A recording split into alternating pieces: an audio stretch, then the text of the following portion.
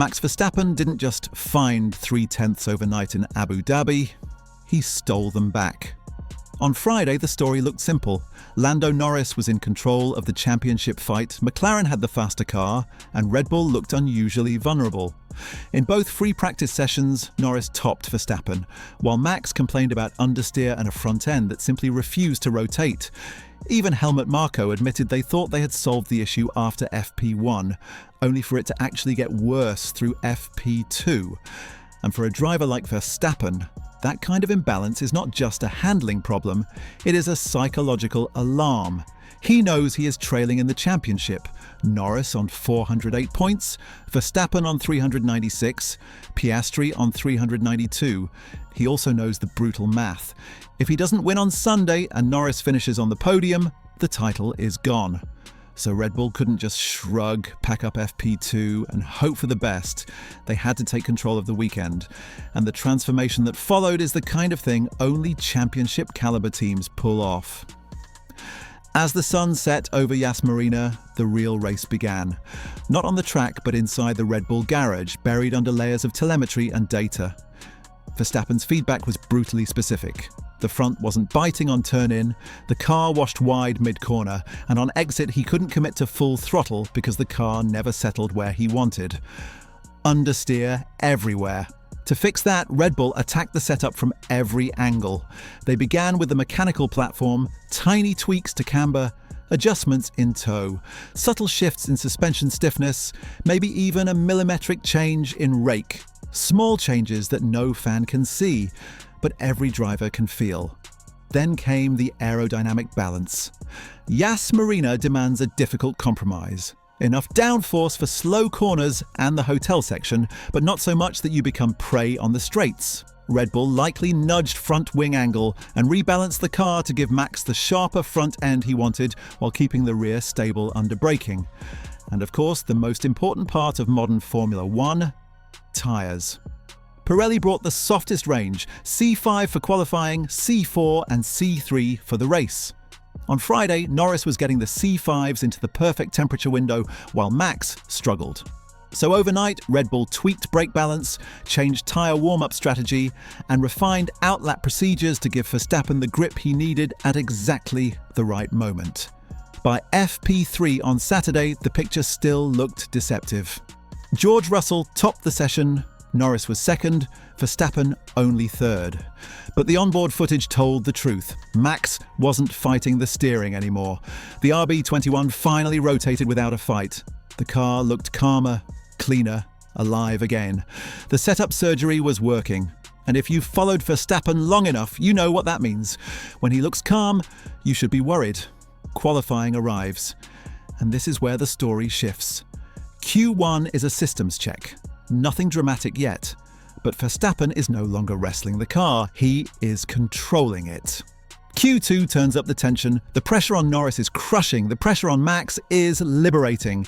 And just a quick pattern interrupt here. If you were in Norris's position right now, would you sleep before this session? Be honest, most people panic choosing a restaurant, let alone fighting Verstappen for a world title. Back to the drama. Q3 begins. Red Bull give Verstappen clear track and, crucially, a tow from Yuki Tsunoda to maximise straight-line speed.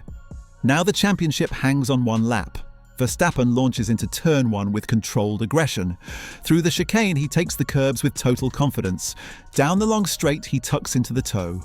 Into the heavy braking zone, the front end, which refused to turn on Friday, now slices into the apex like a knife. Sector by sector, the lap tightens like a perfectly executed plan. When he crosses the line, 1 minute, 22.207 seconds. Norris cannot beat it. Piastri cannot beat it. Max Verstappen, who looked lost on Friday, takes pole for the title-deciding race. If you're enjoying this storytelling breakdown so far, feel free to hit the like button. It won't make your favourite driver faster, but it does give this channel a little more grip in the algorithm. And if you haven't subscribed yet, well, join before it becomes one of those "I was watching this channel before it blew up" flex moments. Okay, back to the fear and chaos.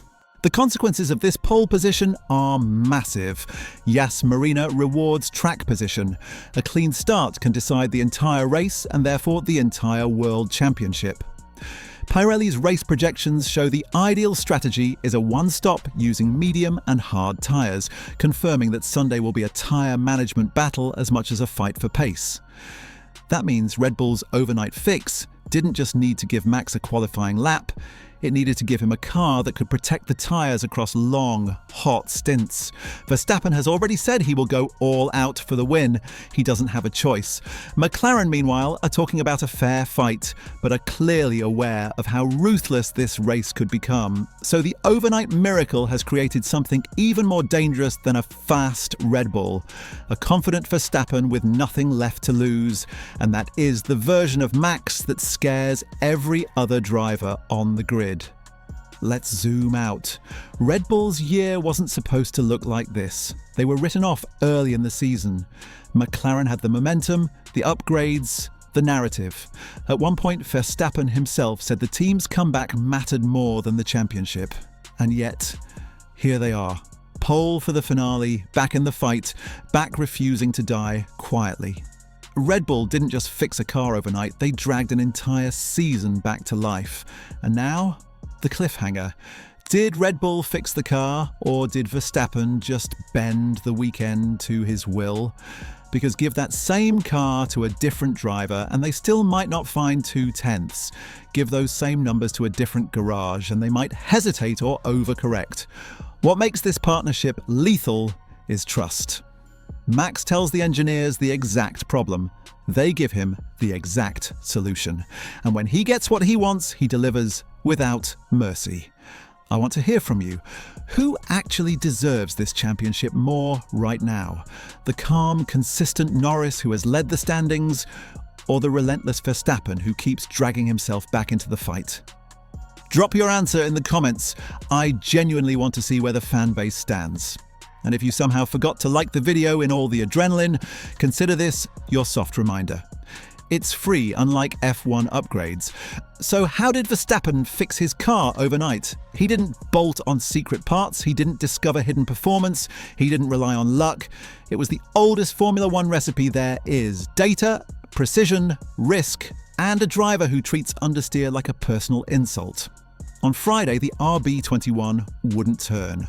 On Saturday, it turned into a weapon sharp enough to cut McLaren apart. That transformation is why he's on pole. That pole is why he still has a real shot at the world title. And whether you love him or hate him, you can't deny this. When Verstappen and Red Bull get one night to fix their problems, everyone else should worry about the next day. Before you go, don't just wait for the race. Queue up more drama. After this video, hit subscribe so you don't miss the post-race breakdown. Drop a like if you enjoyed this storytelling style and tell me in the comments, did Red Bull win qualifying in the garage? Or did Max win it in his mind? Either way, the real answer is coming when the lights go out.